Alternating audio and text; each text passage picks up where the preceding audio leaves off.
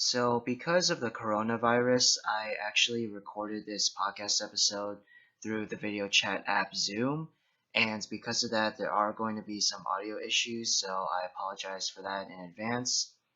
And also, spoilers about Frozen and Frozen 2 ahead, so you have been warned. I hope you enjoy the episode and stay safe, stay indoors unless you absolutely have to go out. And yeah, let's get started. Now this is Cast.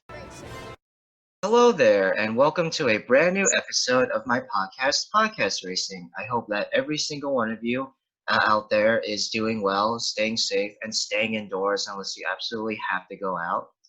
Today, sort of in honor of Frozen 2 coming to Disney Plus early, I will be comparing the two Frozen films that we've got so far with two very good friends of mine who haven't been on the podcast yet. So, you guys, please introduce yourselves and please share your brief thoughts on both films.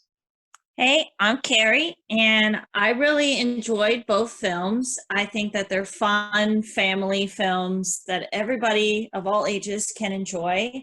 I, of course, have nostalgia from watching the first film with my niece in the movie theater, but I really love both films. And hi, I'm Tim. I want to say about Frozen 1 and 2, while we've seen a lot of innovation with animation, the second movie just blew me away with the visual concepts. There are scenes where you're seeing the forest, and I could swear it was a real forest. The story in 1 and 2 that is shared is one that I think is going to last forever, not just because of the music, but because of the themes that are going to be teaching our kids. And I look forward to playing these movies for our future kids. That's really awesome. Yeah, and obviously you guys watching know who I am. And the first film, I actually really like that one a lot. I vividly remember going to see the first Frozen in theaters with my family, my parents, my sister, my cousins, aunt, uncle, grandma, and all of us really enjoyed it. I don't think that the first one I can understand why some people would say that it's overrated, but me personally, I don't think the first one quite deserves the hate. It definitely has its issues, but I really enjoyed it a lot. And like Tim said, the second one is visually very stunning, but I did have issues with the story, which we'll get into later. So yeah, what we're going to be doing today, me and Tim and Cari, is we're going to be comparing the two films under five categories: animation, story, characters, music, and themes slash messages. So first off, we're going to talk about the animation in both films and compare them and share which film, if we can, which film has better animation. So I guess one of you guys go first. So I think that the second film obviously has better animation because they had longer to work on animation styles, especially you see it in the water. The water looks so real, and I think that's really important because water is a really big theme in the second film. And like Tim said about the forest, I watched the DVD and they talked about how they tried to actually make the forest similar to the forest in Sleeping Beauty. So I thought that was pretty cool. They used stills and they kind of reproduced the woods, which would bring back like a level of nostalgia, and that you would just feel like it's even more Disney film than the previous one. One thing that, even though the animation is spectacular in the second film, we have to talk about the first film and how they actually had to create a new animation style called tonic in order to animate Elsa's many hairs, because she has over 420,000 hairs on her head, which is far more than what an average human has. So a lot of work went into the first film, and so you really have to appreciate all the work that went into the first film to love the second film. Yeah, there's a lot of innovation in the technical quality of these films. Well, I did not know that. I didn't know about the first film that they had to create this tonic program, and that is really impressive. That basically that they had to create this whole new program and 420,000 hairs. Is that what you said? Like Yeah. that's a lot.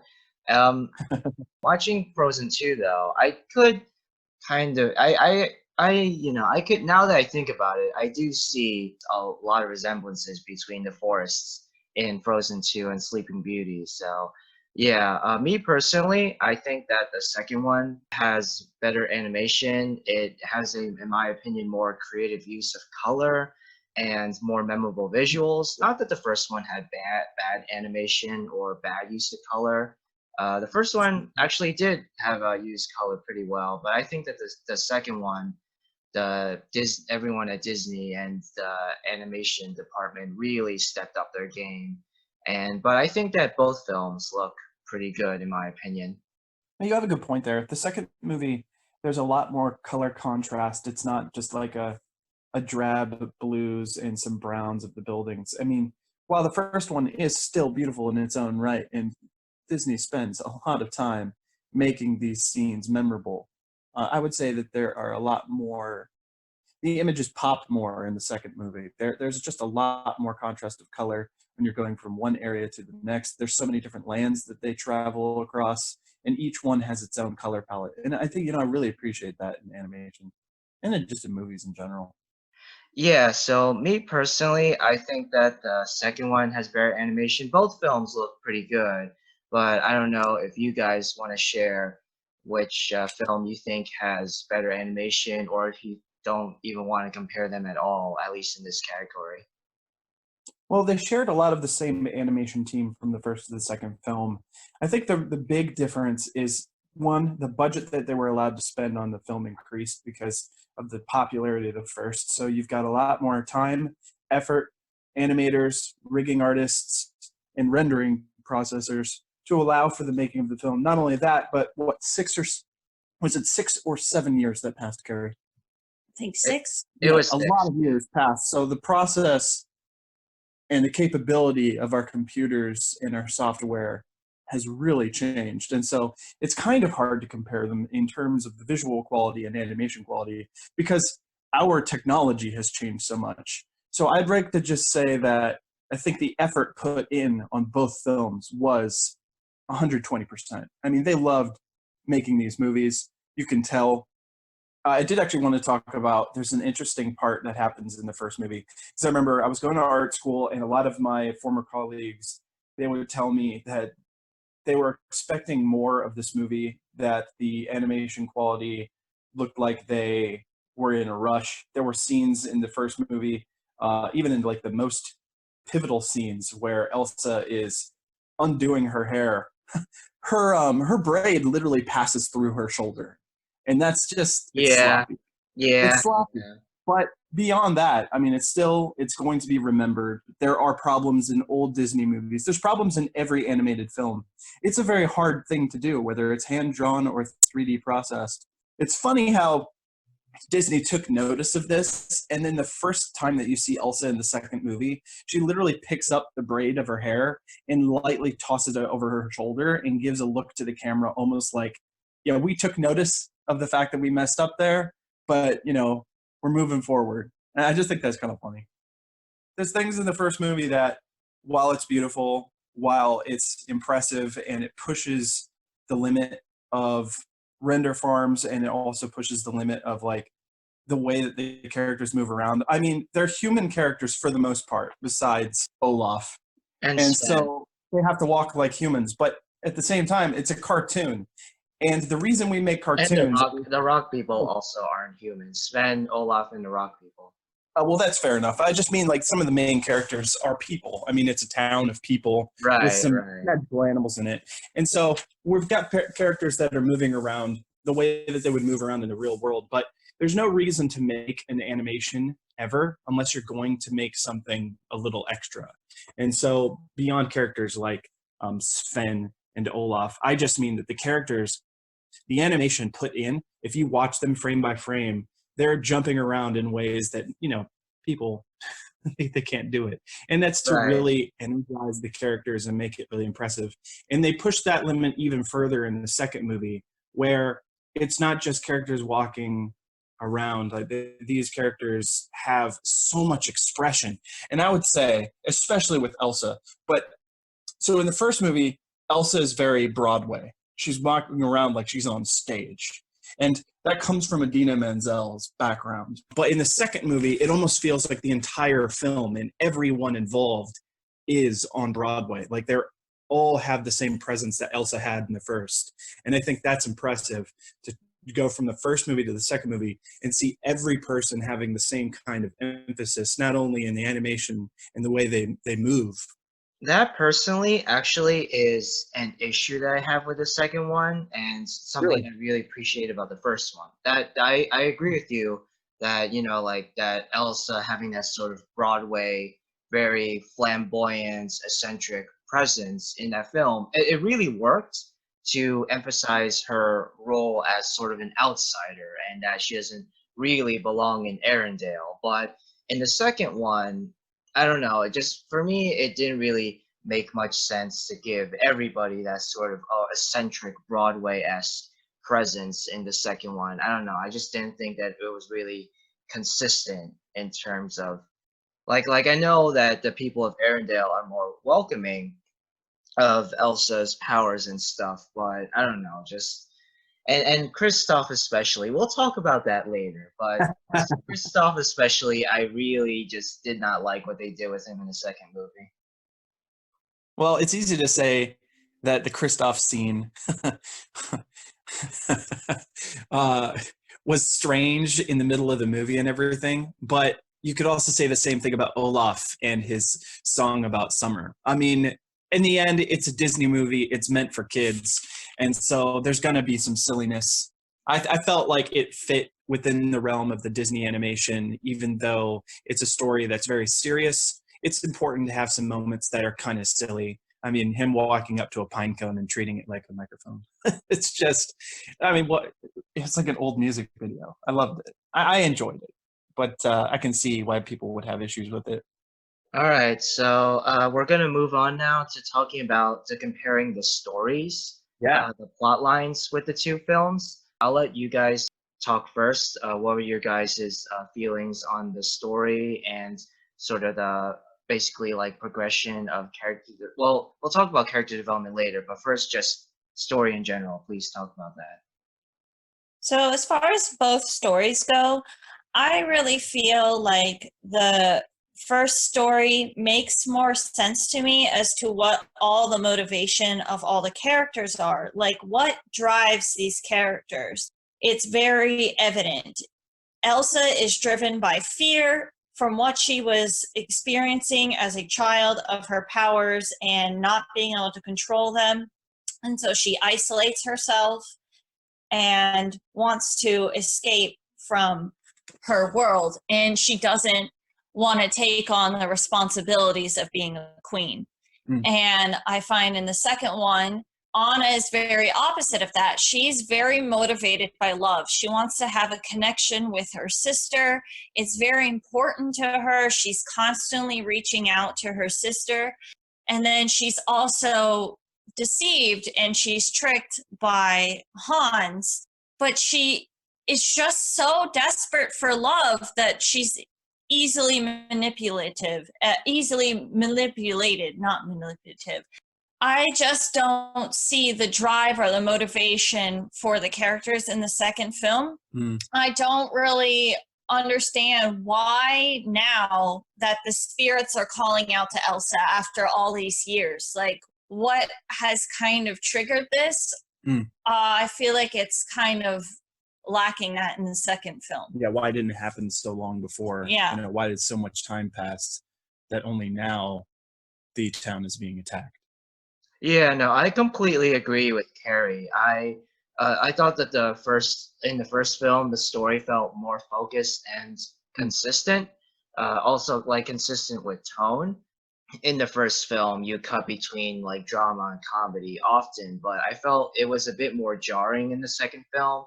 And yeah, we'll talk about characters later, but like character motivations felt more clear and interesting, I guess, in the first film. And yeah, the spirits. I agree with Carrie. The spirits suddenly calling out Elsa. Like, why now? Like, why at that? It just felt there. The second film just had some plot conveniences that Mm. I thought were jarring, and also just again Kristoff's whole storyline just uh he was I keep okay, so I know I really want to hold off talking about characters, but just briefly talk about Kristoff. I actually really liked him in the first movie, and Yeah. seeing what Disney did with him in the second actually got me like angry. Like I was like, Really? what are you doing, Disney? So and but yeah, just the first story just felt more focused and consistent, and I really disliked the second movie, that ending where all of a sudden they have to destroy the dam and they have to destroy Arendelle. And but Mhm. at that point, I was like, oh, Okay.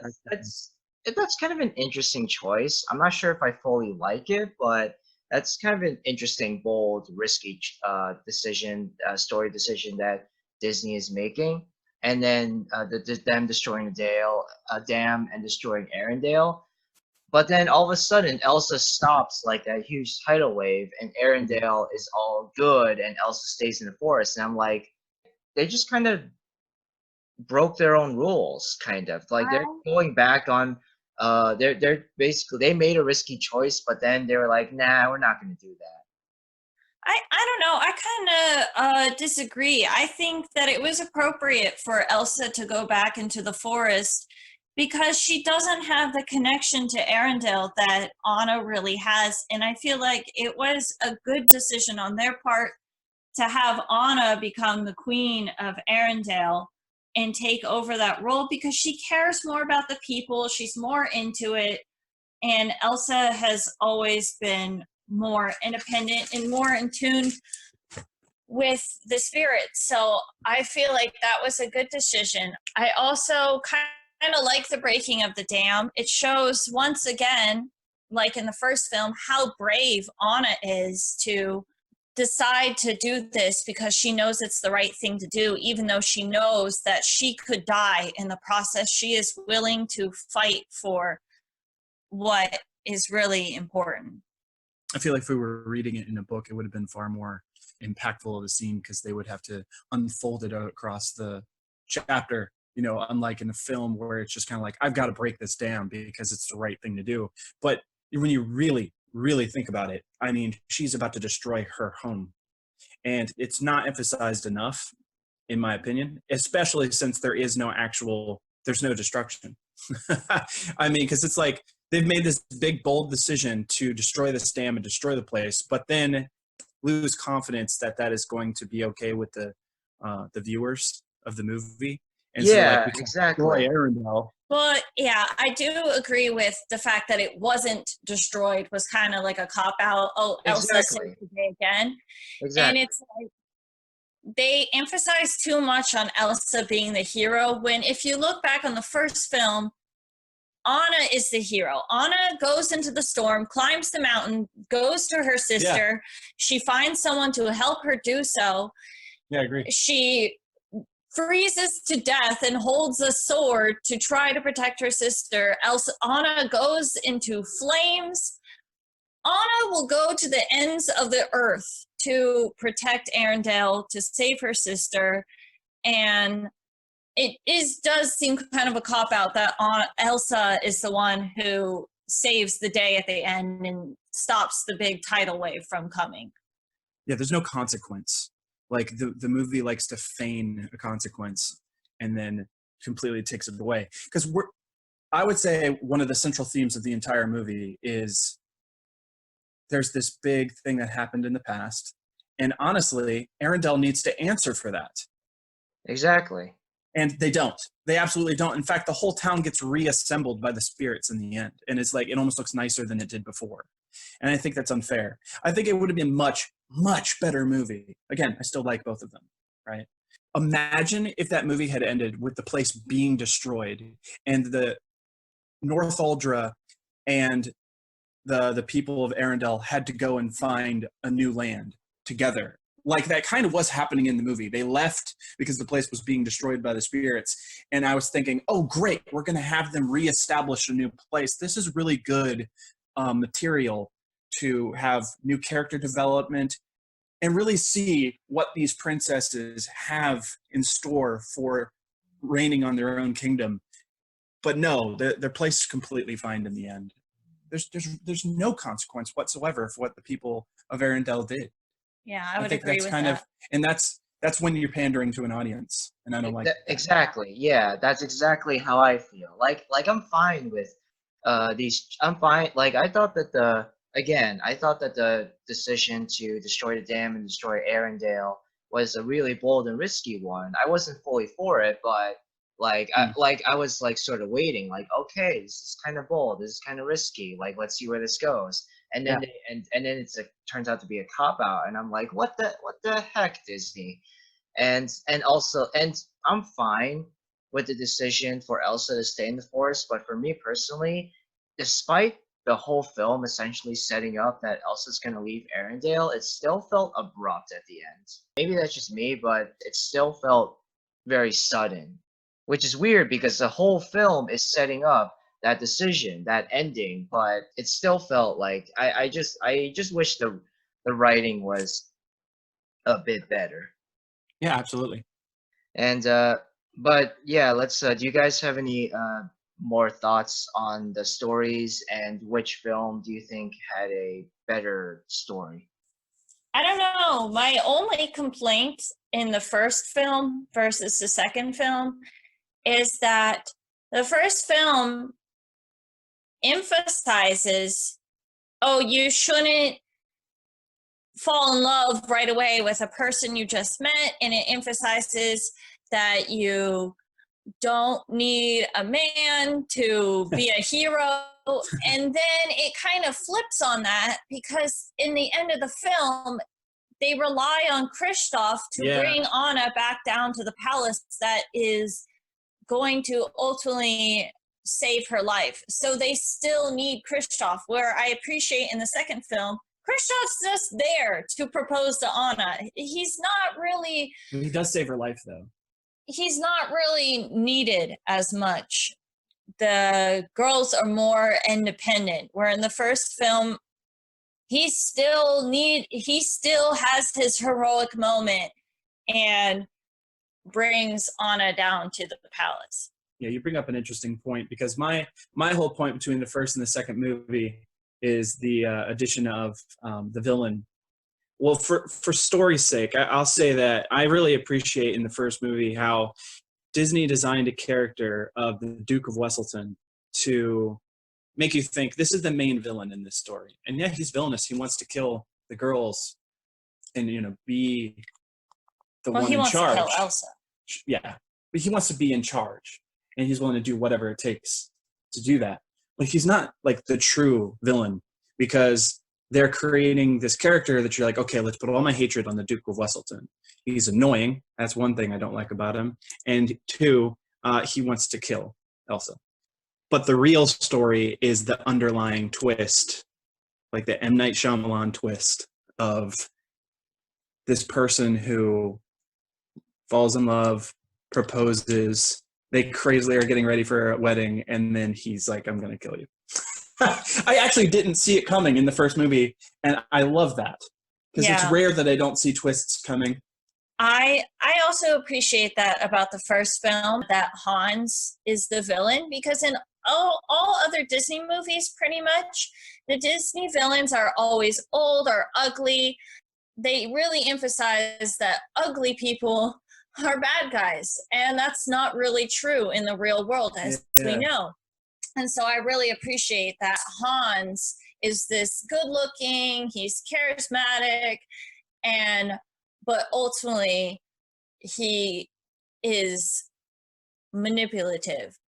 I just find that is how the real world works. Mm-hmm. The real life villains are people who you think you can trust, and then they lie to you and deceive you. And I think that's why these movies Well, I think that's why Frozen 1 was watched so many times. So many times. And why people have such a connection to these characters is because there's a lot of real life. Life imitates art.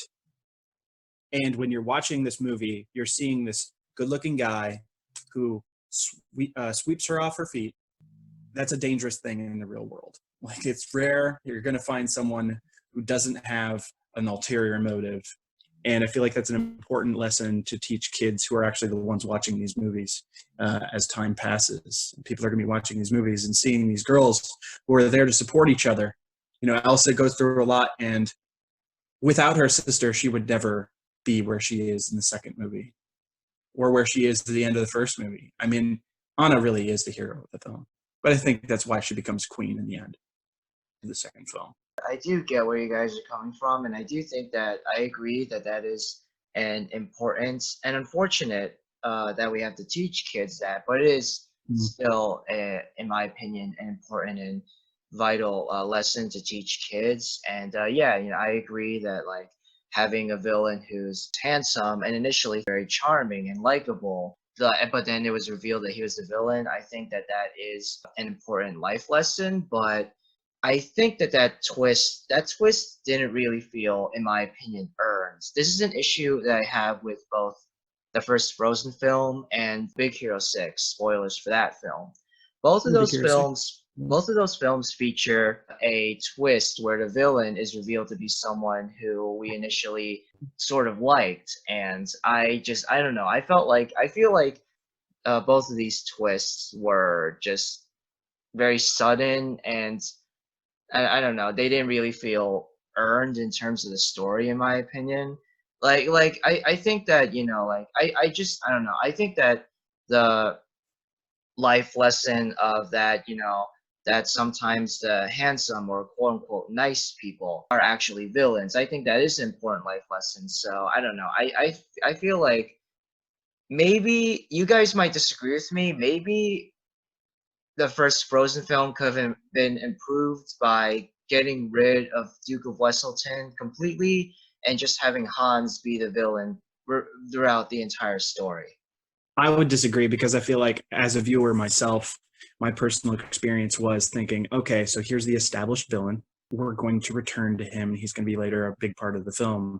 And then they introduce Hans. I'm like, okay, here's, you know, your contractually obligated Prince Charming character in a Disney film. And then I was turned on his head. I mean, there are very few Disney movies that do not feature a Prince Charming with a happily ever after. And it turned out that that was actually Kristoff. And there were themes that I could see coming along, but I was pleasantly surprised to see the twist happen. Sure, some people saw it coming. I personally would disagree in regards to Big Hero 6 because I completely saw that coming, of the good person becoming bad. What I was saying about Big Hero 6 is that me personally, I actually did not see it coming, but I just did not like that twist. Like, I just felt like it was sort of a story decision made solely, both the twist with Hans being revealed to be the villain and in Big Hero 6, the professor revealed to be the villain, was sort of a decision made mostly just on the intent from Disney to create more drama in each respective film. I'm not gonna speak on Big Hero 6, only because I've only watched it a few times.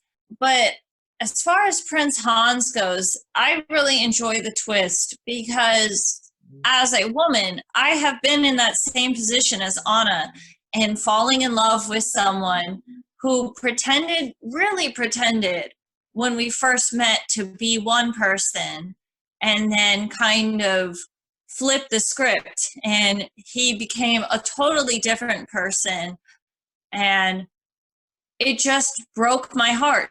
And I feel like a lot of women can relate to this character, Hans, being a villain. Men really do this in the real world. Not to say that women don't, because they do. Yeah, I really appreciated Hans as villain because I think that just speaks to how people can be in the real world. Yeah, I guess it comes up to the fact of, and it's hard to know because I feel like Pixar doesn't actually answer these questions very honestly. And Disney, did Disney do it intentionally? Did they create this character to tell a story of, be wary of people who try to please you with saying exactly what you want to hear? Or did they do this just to get the story going? I can tell you that initially, no. I watched some behind the scenes of the first Frozen film, and initially the villain was actually going to be Elsa. Oh, that's right. Elsa was based off of a character called the Snow Queen or the Ice Queen. And Elsa was supposed to create an army of snowmen, and she was supposed to be the villain. And I'm glad that they decided to change that and make her the good guy. I feel like it would have been interesting had she been the villain, but I'm glad ultimately that she was an honorable character in the end. Fair. Yeah, very good point. I'm glad you brought that up, in fact, because I have an interesting little snippet that a lot of people aren't aware of. Some little trivia there. So the story is inspired by a story written by Hans Christian Andersen, who also wrote the story inspiring The Little Mermaid. And the characters are in fact named after his name: Hans, Christoph, Anna, and Sven. And I just love that. I'm like one of the few people that I already knew it was based off inspired by Hans Christian Andersen. But and Carrie, I'm not trying to, I think that it's really great that you're able to get a positive spin out of or learn a really like valuable life lesson or something out of the twist that Hans was the villain. And this might be because I'm a man, and as a man, I can sympathize with women, but I can never fully understand a female or empathize with a female perspective because I'm a man. But I don't know, just me personally, I didn't really get that much or really anything at all emotionally out of the twist that Hans was the villain. But I'm not trying to say that you're wrong or anything like that. I think that it's great that you're able to find something positive out of it, and I do genuinely hope that many other young girls and women out there like you were able to get something positive out of both Frozen movies and be a bit more wary when it comes to some unfortunately awful men out there who might try to trick them by initially being nice but then later revealing their true colors. Here's a question I actually have for the both of you. We do bring up an interesting conversation here, is that this is very impactful to young girls. But is there anything in either of these movies that is impactful to young boys watching this film? Because, I mean, I've watched most Disney movies, and most of them feature princesses, and that doesn't mean I don't love Disney movies. So I've seen them, so I was raised on them, but I never really felt that there was anything there for me to learn for me, like, because I was not a girl wanting to be a princess. Do you think there's anything with Kristoff or with Olaf that is meant to teach young boys a lesson? I'm wondering if there's anything there, because I haven't actually been thinking about it until just now. You want to go first, Carrie? I mean, I guess I haven't really thought about that all that much. Mm-hmm. I guess you just see the contrast between Hans and Kristoff and how a person who truly is in love with someone should act versus someone who is pretending to be in love with someone. So in that respect, I feel like Kristoff is kind of a role model in the way that he treats Anna. Even the older Disney films, the men always treat the women characters with respect, and they're kind to them, and they're not ever lying or trying to deceive them. So I feel like you can look up to these Prince Charmings in a way. They're honorable. Yeah, certainly. Certainly. What do you think, Colton?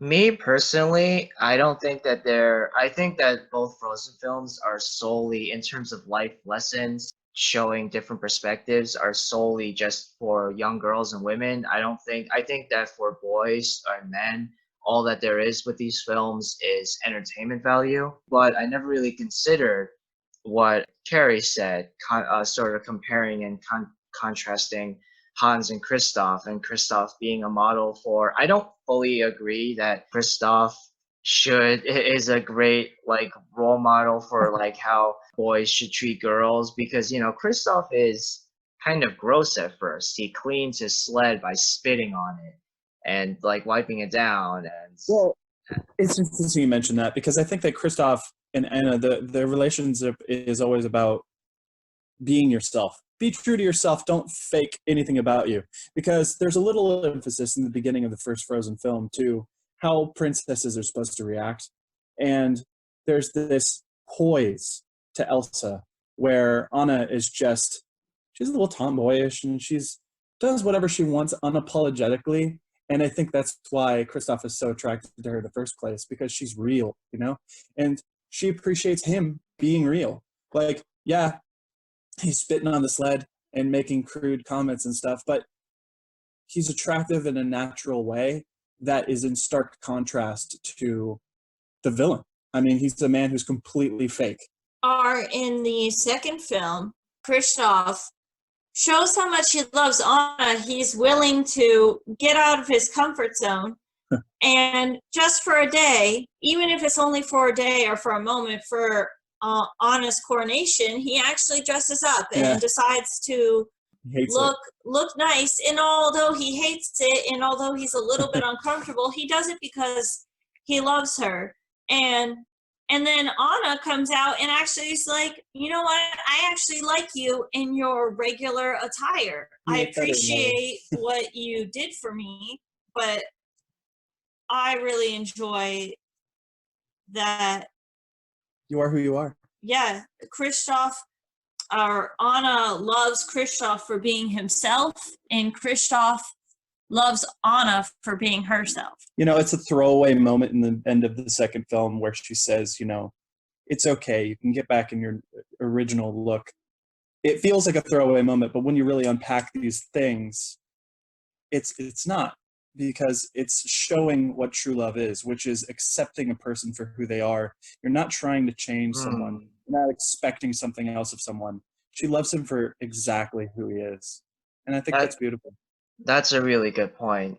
So I was initially going to move on to talk about the characters, but we've already talked about the characters a lot. So kind of naturally, it's kind of hard not to. Yeah. The only thing that I really like that I was going to say when we got to characters is, of course, I like the characters in both films, but I really appreciate how the second film grows with its audience and the characters become more mature and more understanding of the world around them. You especially see this in Olaf. Yeah, I'm glad we're talking about Olaf now. A big change, and he recognizes all the changes that are going around him, and he doesn't quite understand them, but he wants to understand them and he wants to learn about the world around him, and I think that's really cool. I also like the addition in the second film we get to meet the fire spirit and the water spirit. And the other thing that I liked is I'm really into the show This Is Us, and they actually have a character in the Frozen 2 who is voice acted by Randall Pearson from This Is Us. The actor Sterling K. Brown is the general in Frozen 2. Yeah. I love him. I think the addition to that character was really cool. And I also like in the second film, you get to learn more about the background of Elsa and Anna's parents. You don't really get to learn about them in the first film. So I like that in the second film, you get more interactions with them because they're taken away so quickly, as many Disney movies are. You can't have a Disney movie without killing off your parents. Right, and so I'm glad that you see them when they're younger and how they met. That's all I really wanted to say about the characters. And she even gets moments to sing with her mother, which is really lovely as well. Kind of like the essence in water, the memory of her mother. That's just such an impactful moment, because not only there's a lot of world building going on in this second film, every character gets, I wouldn't say every character gets a chance to shine. Like there's the boy who helps Kristoff propose using a reindeer, and we learn nothing about the man. Same thing with his sister. I really don't even know why they're there except to push the plot along. At least with the general, we see him having a love before he was lost in the woods behind the magical barrier and couldn't return. So his character's not a throwaway character. And that may actually be contributed to the fact that he has a star factor with This Is Us. But I'm glad that they took a character that could have very easily been a throwaway character and gave him a love story that we can see continue when these movies inevitably continue. I really liked that they even casted Sterling K. Brown in the first place because I really like him a lot. I thought he's fantastic in This Is Us. He was fantastic as Chris Darden in that O.J. Simpson show. I saw this movie called Waves, and he was brilliant in that movie. Not in it enough, but he was brilliant. I actually really like Olaf a lot. Like Olaf was one of my favorite parts I'm of surprised. both movies. Although in the second movie when he died, I was like, he's coming back. This is suspension of disbelief. This is definitely not going to stick. Yeah, absolutely. Yeah, no. Like as soon as like he died in Anna's arms and he like faded away, I was like, he's coming back at the end. There's no way that Disney is killing him off. He's too popular. Yeah. Well, one thing that I love in the second film is when Olaf retells the entire first film. That's the best comedic moment. The best part probably in the whole movie. I agree. Did you? I really liked the post-credit scene in Frozen 2. Oh, I didn't. Wait, did we see that? I think we left. Oh, you guys We left? looked it up online and it said that there wasn't anything. Was there something? Do you remember?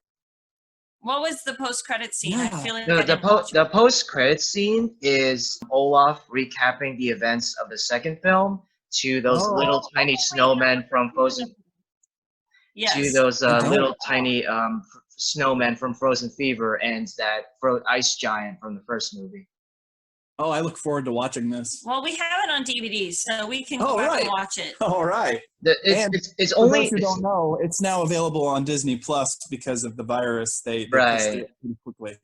Yeah, it's like less than a minute long, but it's essentially like Olaf like inside that ice layer that Elsa created, and he's recapping the events of the second film to those little tiny snowmen. Great. Yeah, I look forward to watching that. Yeah. It's really it's not like it's not as good as in the actual film when he's recapping the first film to the general, but it's still cute.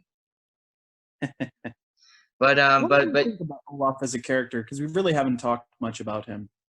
there really isn't that much to say, though. I mean, he's just there for comic relief. Like, there really isn't that much like anything deeper about him or anything like that. I love that Olaf is just openly honest all of the time. It's like He's a young like, now child. that you're ancient. Yeah. Mhm. Oh look, I've been impaled. He is never. Yeah, I feel like he doesn't really have a filter. He's just openly honest all the time, and it's kind of like a child innocence of just saying whatever comes to his mind. And I think that that's really cool about Olaf.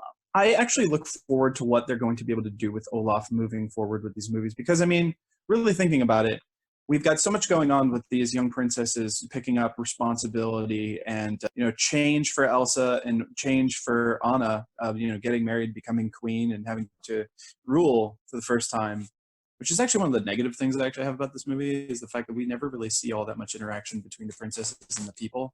They don't hardly That know is each other. a big issue that I have with both movies. Yeah. It's strange because it's like they're not even really treated like royalty all that much. It's like they're strangers to the kingdom. I mean, when the king and queen die, you would think that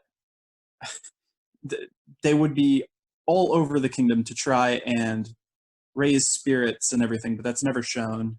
It's a strange place to be. Well, they kind of pointed that out in the first film. You can see that the people in the first film are very excited to finally meet Elsa because the doors have been closed to the palace for so long. And Anna is, of course, excited to meet all of the people. But they cut that scene out. You can watch the deleted scenes on the DVD, and there's this whole big song where Anna's running around the town and interacting with the butcher and the baker and the candlestick maker. I mean, like, she's really getting to know the people, and I'm sad they got rid of it. One, it's great animation. It was really showing Arendelle for what it is and who they are, and showing that now that time has passed, these girls have gotten to know their constituents. I wish that we could have gotten that song instead of For the First Time in Forever, which is terrible. I don't know if any song is terrible.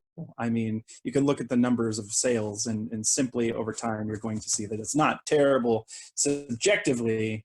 Everyone's experience is different with a song. You may say that, but I personally really enjoy the song. Well, if we're going to talk about music, Yeah, let's move on to music now. Sure, yeah. I, of course, love both films. And the first film will always be nostalgic because I remember my niece loved Frozen 1 so much that every single day we would have to rehearse things. She would stand on the table and she's like, okay, we're going to sing Who Wants to Build a Snowman? I'm going to be Elsa and you're going to be Anna. And I would have to practice these songs with my niece Haley every single day. And so the first film will always be special to me. But I actually like the music in the second film more. I really love that they did harp on the fact that Idina Menzel is a Broadway singer. Because not only did she get two what I call like belting out, she didn't get one belting out song, she got two. She got Into the Unknown and Show Yourself, and both pieces are just amazing. I love that they got Brendan Urie to perform Into the Unknown in the credits. The music video is great. His voice is amazing. And I really like that Kristoff in the second film actually got his own song. Now, he does have a song in the first film, Reindeers Are Better Than People, but the second film, Kristoff gets his own song, and I really like that it's kind of reminiscent of the song You're My Inspiration from Chicago, the band Chicago. The riff kind of sounds the same, and so I really appreciated that. I also like that they have this reference to Queen, which I think is kind of interesting because it references pulp culture and the fact that she's going to be a queen. He's singing about her. That Bohemian Rhapsody just came out, and so Bohemian Rhapsody. I really like that they use things from Queen in the song. I also like the lyric from Lost in the Woods where he says that Anna is his true north. Yeah. If you don't know much about compasses always point north, so you can always find your way, is what he's saying. When he's with Anna, he feels like he's going in the right direction. He's not lost anymore. Yeah. So I really like Lost in the Woods, and I like that he actually got his moment to shine. I really love that it has the cheesiness of having their faces in the sky, kind of like in the movie Grease, where you see the two faces in the sky when they come together. So, yeah, I love the music in both movies, but I love the music even more in Frozen 2. I like that the Queen, Elsa's mom, actually gets her own song in the movie. They get a moment to share together. The music gets a big, well, you can't see me, but a big 2 thumbs up from me. I have been in choir for a really long time, so I love music.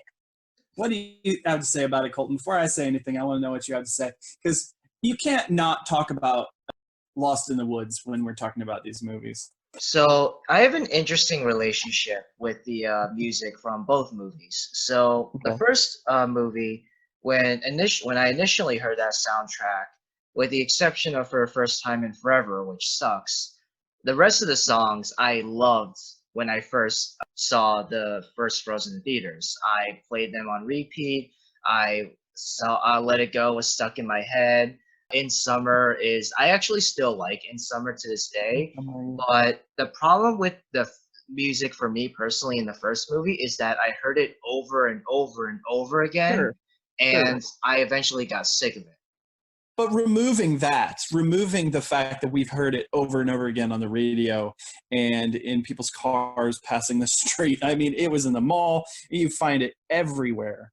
But that matters. That matters though, because like I've listened to Queen, I've listened to Bohemian Rhapsody, We Will Rock You, We Are the Champions over and over and over again, and I've never gotten sick of it.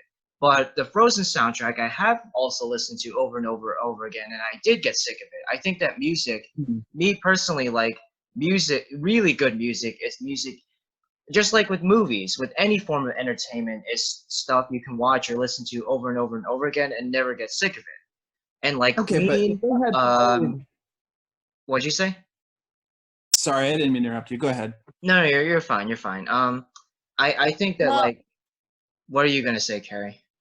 well, I just want to know what your thoughts are of in the first film they get actually Demi Lovato to record a version of Oh no, we don't. Let's not talk about that awful cover. No, that okay, so you the don't Demi like Lovato cover of "Let It Go" is garbage.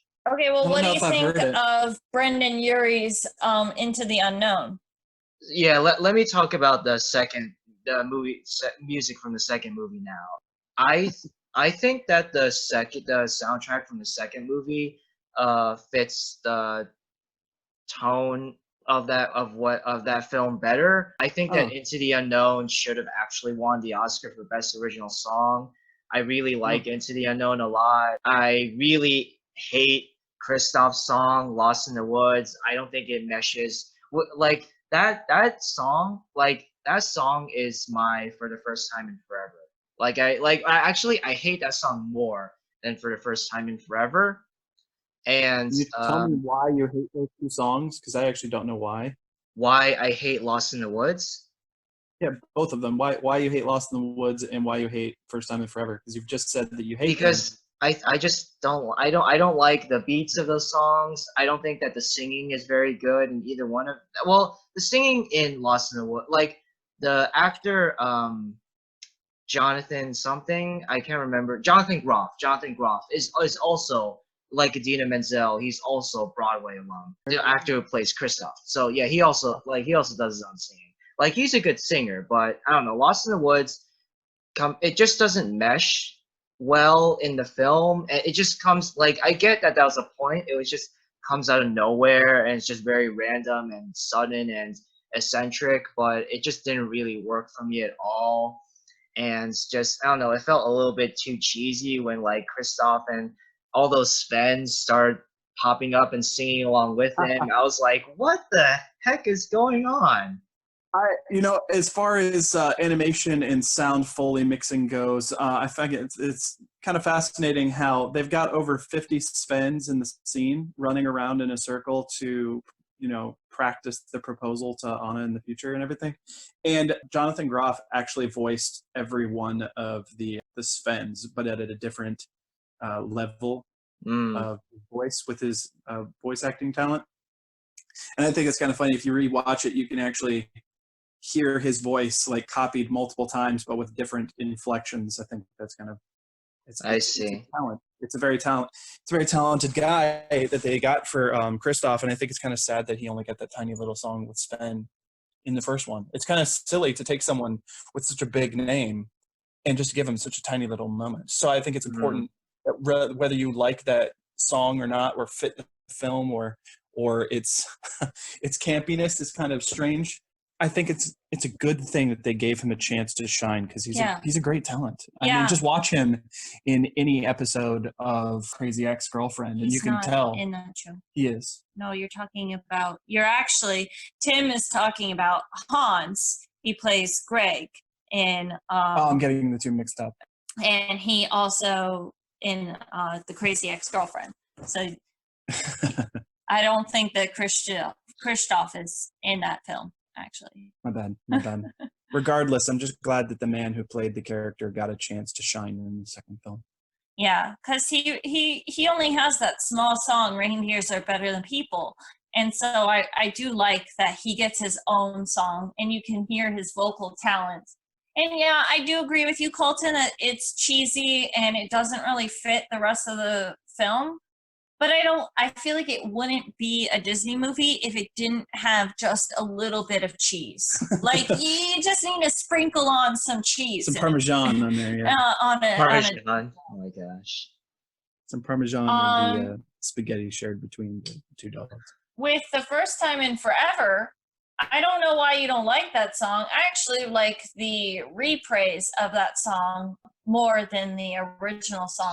Same. The reprise of For the First Time Forever is actually good, but the original song sucks. So You simply have a problem with the way that it's done, not the song and its lyrics. You No, think no, the no, no, lyrics no. are I have a problem with the way that's done with Lost in the Woods, but for the first time in forever, I just don't like that song. okay. Yeah, no, Well, I mean, that's just my subjective feelings. Is that for yeah, first that's time in totally forever fine. sucks. I don't know. I just yeah, I can't like fully explain why. I mean, actually, I can explain why. It's simple. I just don't like it. Yeah, I mean, Yeah, I mean that makes that's sense. totally fine. I like that song though, just because Mhm. I kind of like the part where Anna's talking about stuffing her face with chocolate, like it seems appropriate.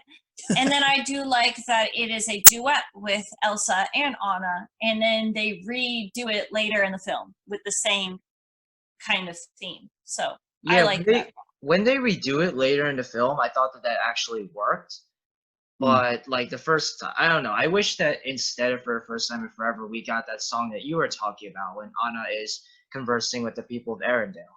But I would say that overall the second movie soundtrack is better solely because of the amazing, and I mean amazing, cover of Into the Unknown that Brendan Urie did.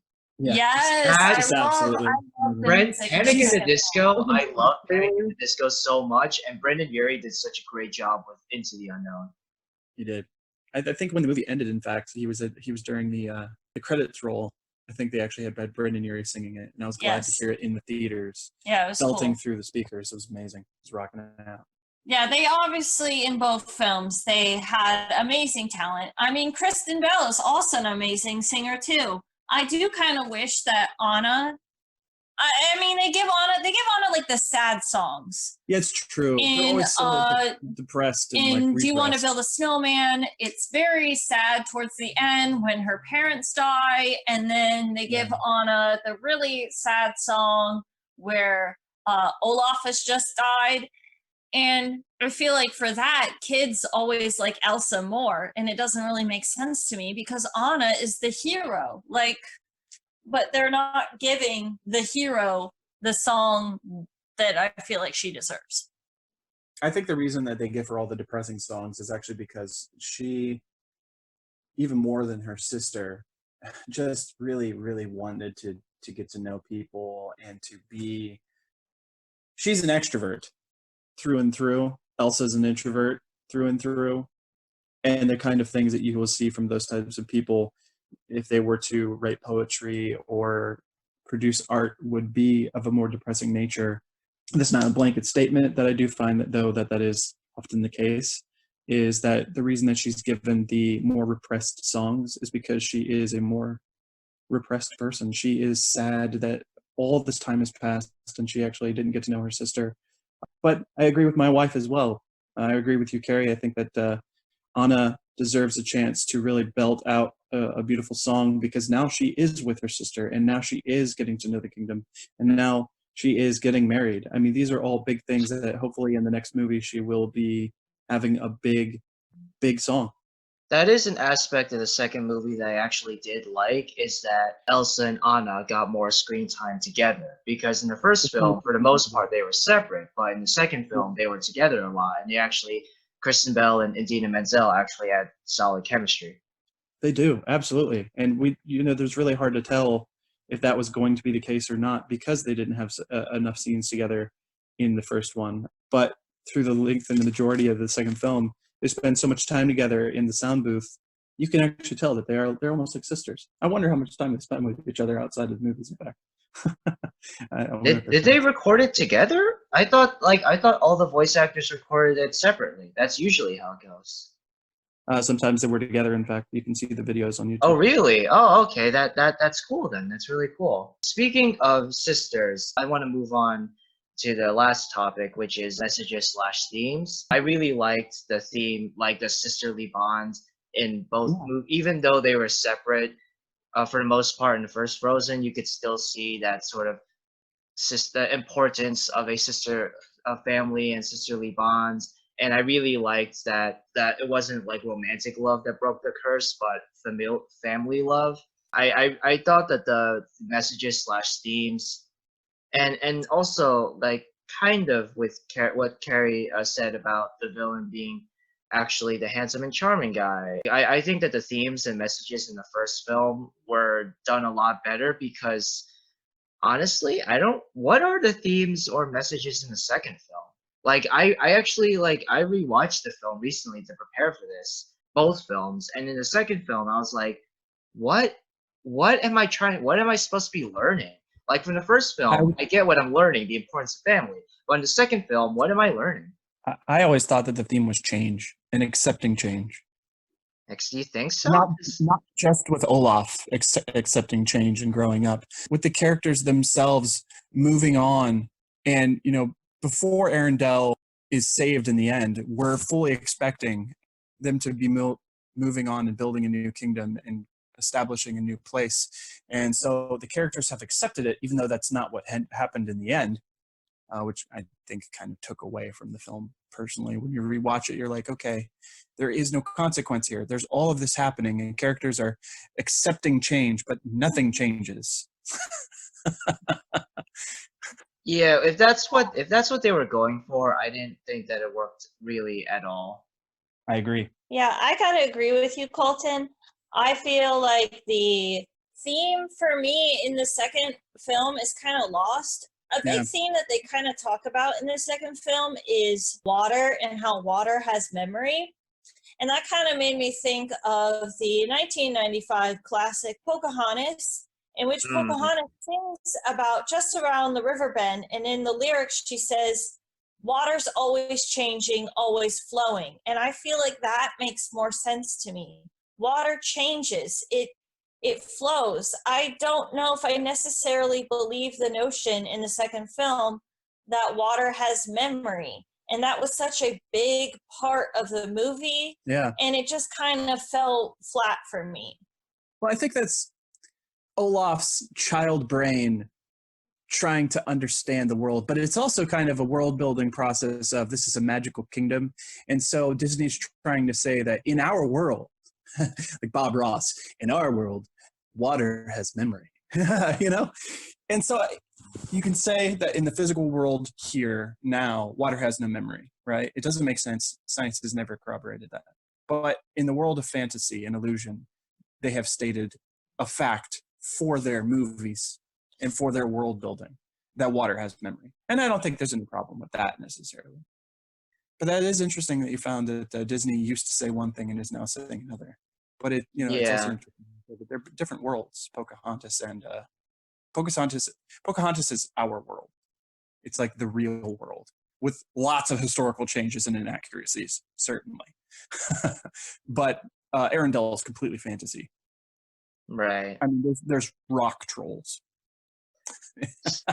So the rock trolls just don't work for me at all in either film. Like I wish that the rock trolls were completely cut out of both films, like not part of it at all. Was there any purpose to them besides raising Kristoff? Like, did they, in the second film, they informed them of what they learned from their mother and father when they were young? Exactly. The rock trolls are there only for exposition. But I mean, let's be honest. If you don't have characters to provide exposition, how is the story going to be told? So you're allowed to have those characters. It's fine to have characters who provide, like, you guys seen Back to the Future, right? Yeah, I have, yeah, of course. Back to the Future, Doc Brown. Oh, we're walking into Doc Brown. Doc Brown, 90% of his dialogue is exposition. But the way that the actor Christopher Lloyd delivers it, and the fact that the character is so crazy and eccentric, we love him anyway. Yeah. Even though all he does is about exposition. That's the whole sole reason that Dan Harmon created Rick and Morty, and that's such a successful show, because of the over-the-top nature of Doc Brown. Yeah, because I mean, you can have characters that are designed simply to get the plot.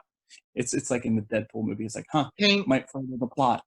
King Boomy from Avatar: The Last Airbender. You can't tell a story. You can't tell a story without these characters, but you darn well better make the character interesting, or else I don't want to see them again. King Boomy from Avatar: The Last Airbender. Oh yeah, absolutely. All he does is give exposition, but we love him anyway. But he I- did it in a way that was kind of like a wise sage who held things back from you as well, which was also kind of, it was both annoying, which gathers your attention, but silly. And you're like, this is nostalgic. I feel Cari, like what do you want to say? all I was gonna say is that at least in the first film, you get a sense of why the rock trolls are there. The king brings Elsa or Anna to the rock trolls because she's injured herself, Mm-hmm. and they kind of give the king an insight of what the future holds for Elsa.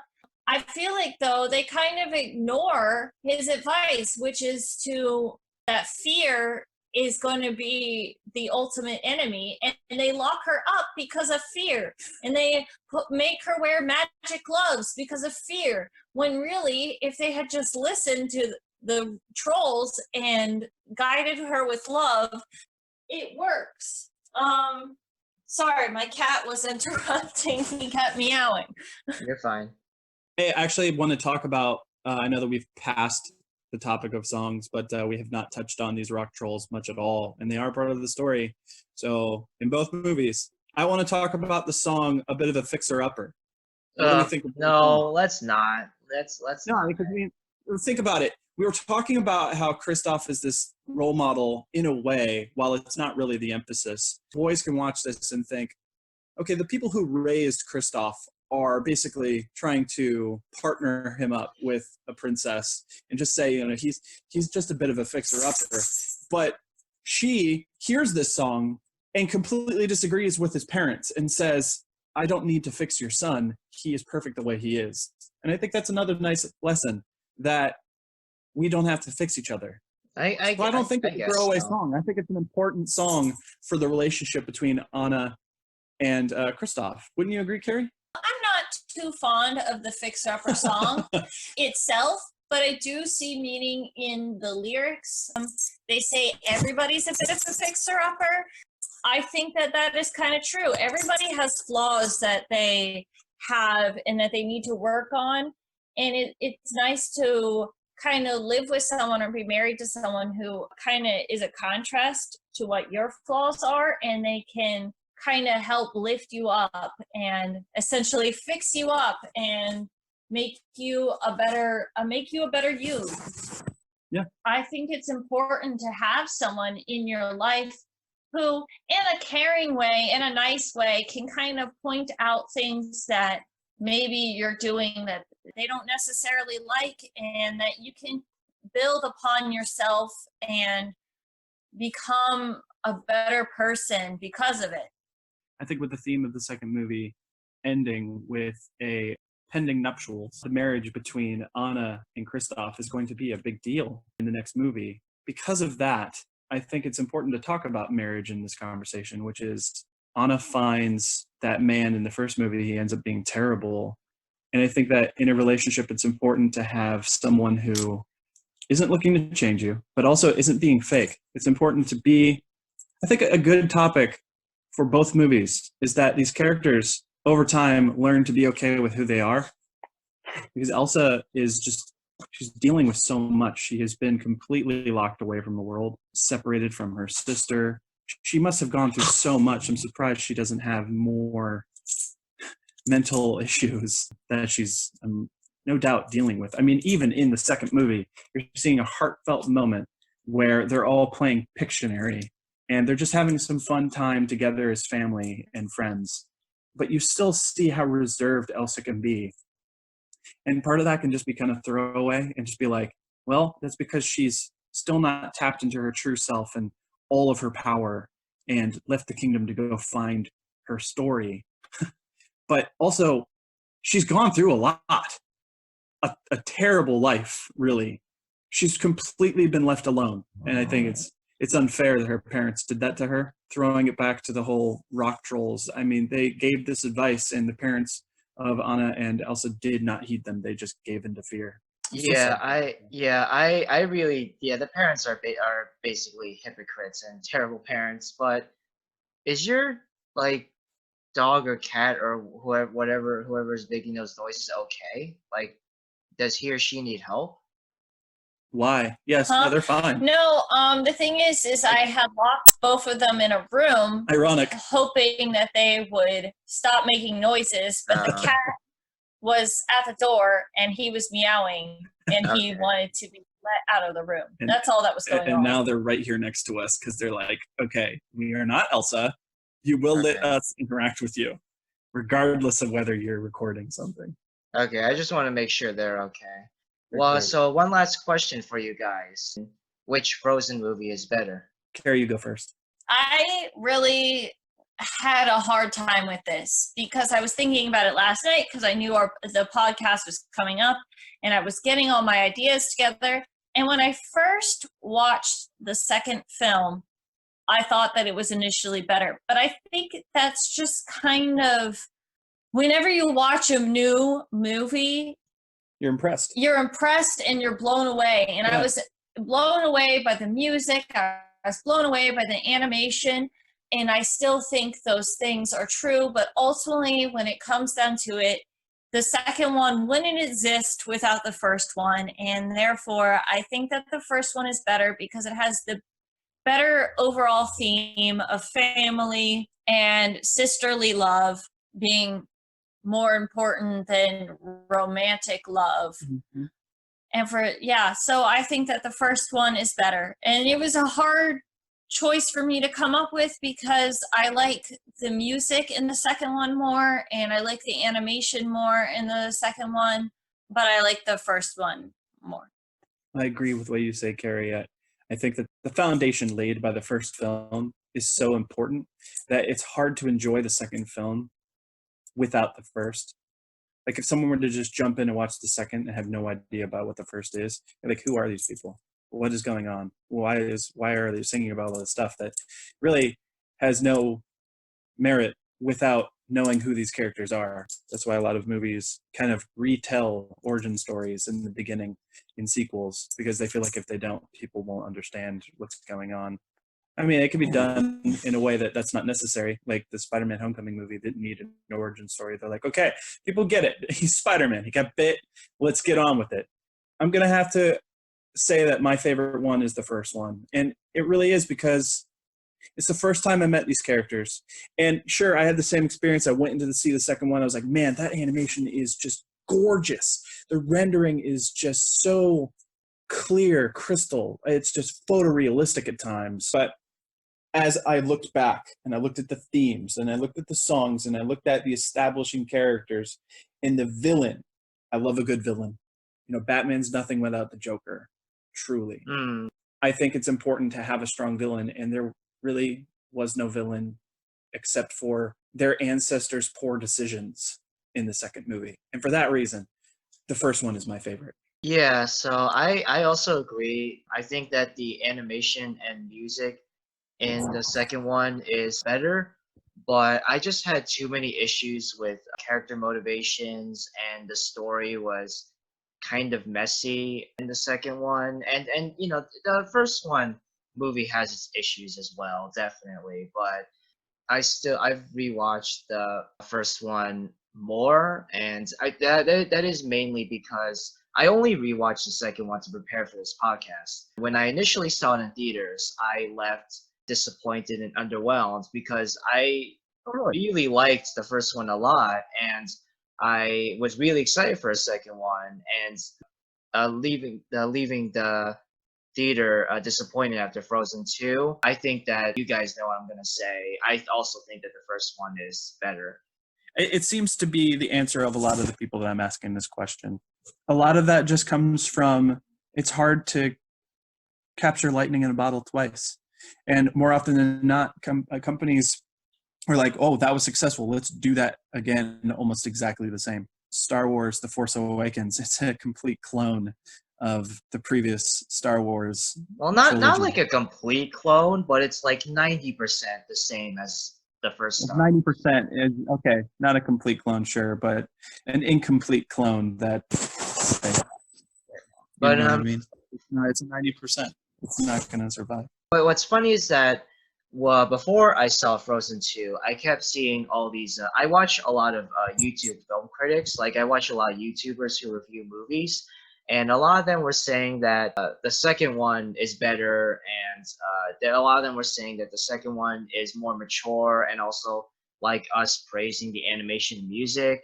I did see a couple that said that the first one is better, and that this, and I saw some people actually saying that the second one is garbage. I don't think that the second one is necessarily a bad film, but I do think that it's not a good film. It's definitely very messy. And if you think that the first one is overrated, I get that.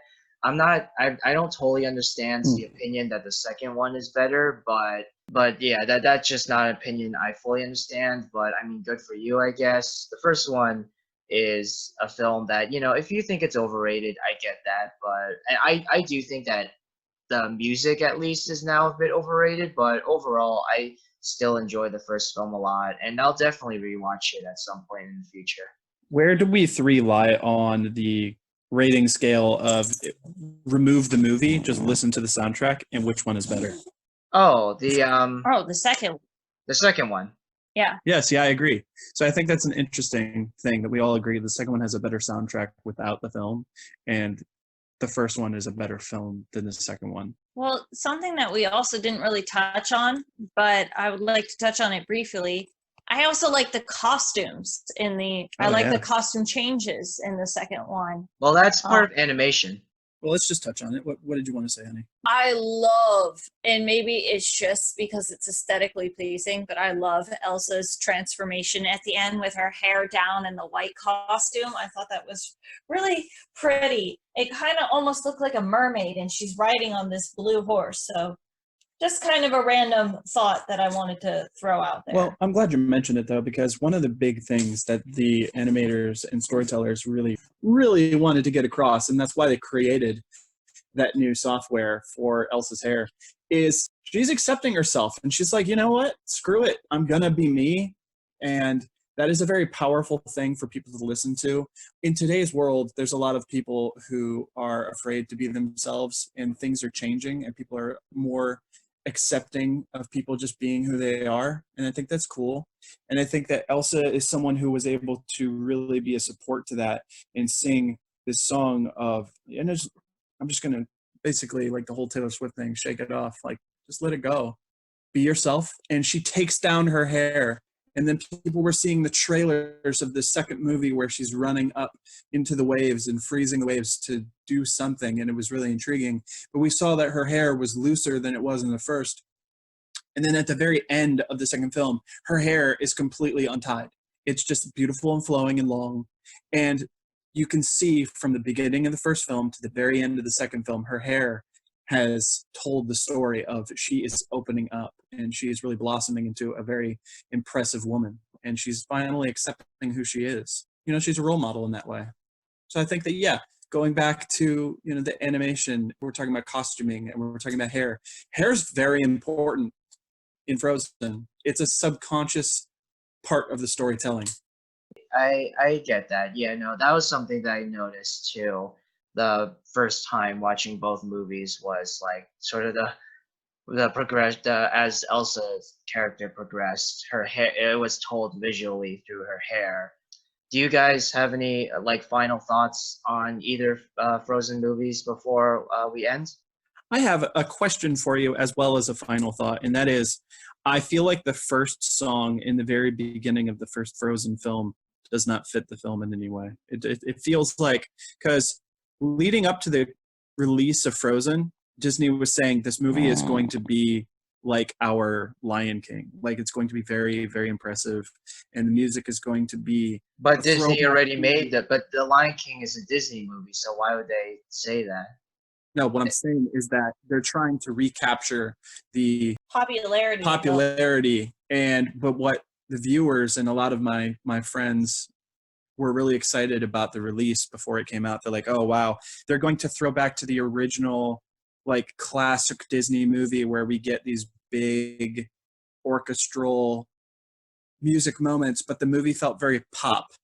But then that first song was very like, hi ho, like classic Disney. And I was like, oh, this movie is going to blow my mind. And I still loved it, but it didn't blow my mind. It didn't fit that song in the beginning where they're picking the ice. it just didn't feel the same in any way. Do you agree, Colton? I think that what they should have done, what Disney should have done, is either gotten rid of that first song or fit the rest of the movie's tone and soundtrack to match That's that what I'm first saying. song more. Exactly. I One kind of of those two. that song actually, if you listen to the lyrics of the song, it actually kind of foreshadows what's going to happen throughout the rest of the film. And I feel like it does kind of fit the rest of the music. And actually, if you listen to the soundtrack and not just the music in the movie, there's other songs that are in the soundtrack that are like more choiry. I don't know how to explain it. They're like, ah, na, na, eh, na, na, That's true. ah, na, na, eh, Well, that's na, not really na. that's more like the score than an actual song. It But isn't though, because the Northuldra sing that. they Like that's an actual song that It the is an people. actual song. If you listen to the soundtrack, it is an actual song, and it's quite long and it's quite beautiful, and it feels like a choir is singing it, and that's kind of how I get from that first song in that movie. It feels like a choir of men are singing this song together, and when you listen to the entire CD and not just the songs that are really featured in the movie, it actually does fit in. I don't know how to explain it, but I guess as someone who was in choir and is really passionate about music, I kind of do hear that it does fit in with the rest of the songs. And you're talking about the chanting. One thing you might not know about Colton, but the creation of the first movie utilized these people, and they started showing the history of Arendelle as being the Northuldra without actually giving them a title until the second film. But there are real people. There are real Inuit people that exist, and Disney. Hey, all right, stop. We're doing a podcast, buddy. Stop it. Stop. Okay, so I did want to mention that Disney gets props for this. In the first movie, they created the characters and the world building around Arendelle, around an Inuit people that exist. There were angry responses to Disney to the film from those people saying that they were misrepresented. And so when they made the second movie and created the Northuldra as part of the story, they did it with the help of those people and the okay from them. So Disney gets some props for that, for actually basically apologizing and saying, let's work with you to build this world in a way that is respectful to your community. So you think that Disney deserves props for actually working with the Inuit people for the second movie after they complained about being misrepresented in the first movie? Yeah, I think so. I mean, because we're talking about how characters like Olaf are maturing, and I think Disney has shown maturity not only from their movies to then Frozen, showing that it's not all about Prince Charming and women can stand up for themselves and do things by themselves, and it's not all about romantic love. Sometimes it can be familial love. But also from the first to the second, they matured, basically reached out, and in the 6 years between the films, worked with that community to actually get a respectful representation for the sake of the film. I think they do deserve props for that. Disney has a lot to say sorry for. Yeah, they do. They definitely do. But I feel like they're maturing, and I feel like these movies are allowing characters to mature with the people who are watching them, and we're seeing that Disney is also maturing, and I think, yeah, they deserve some props.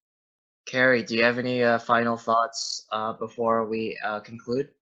Yeah, I am interested to see where Disney continues to be more representative of other communities and other cultures. Yeah, Do you guys think that there will be a Frozen 3? of course there will. They make millions. Obviously, Disney is in the business to make money, Yeah. and Yeah. they know what makes money.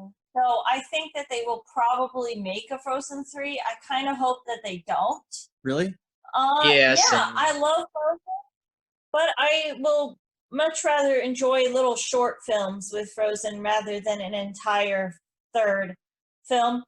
I feel like a lot of movies I mean, unless it was a planned trilogy, a lot of movies, once they get past a certain amount of sequels, it just Sure. becomes old and it's just a cash cow at this point.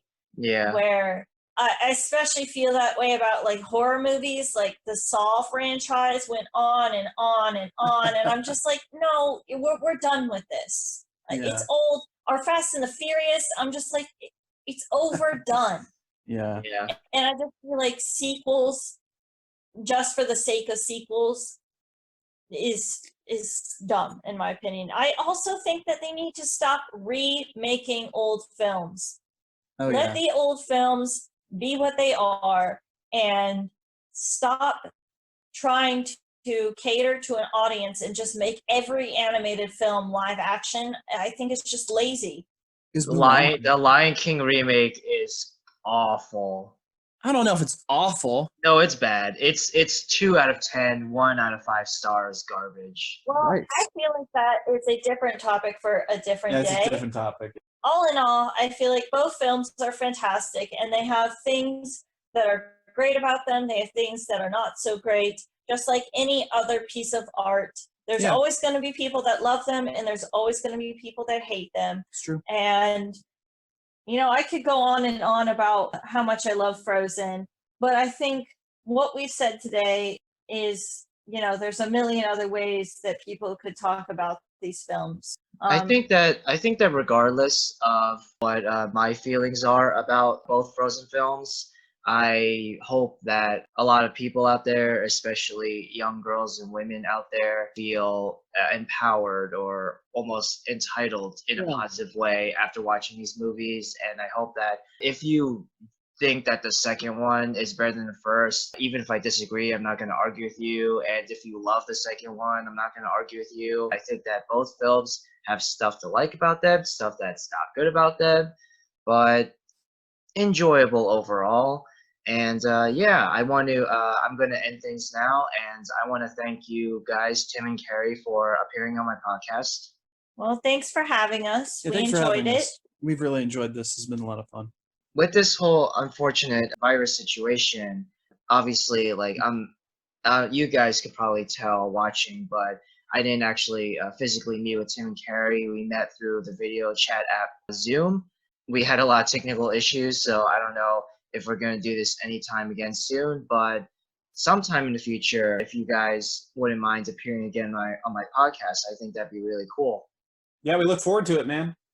Yeah, hopefully once this virus goes away, we can actually meet in person, so there'll be less technical issues. But yeah, I would love to work on another podcast. Awesome. Let me know down in the comments below what you guys think about the Frozen films and which one is better. I hope that all of you out there are staying safe, staying indoors unless you absolutely have to go out. Thank you again for watching, and I will see you all hopefully very soon. Bye.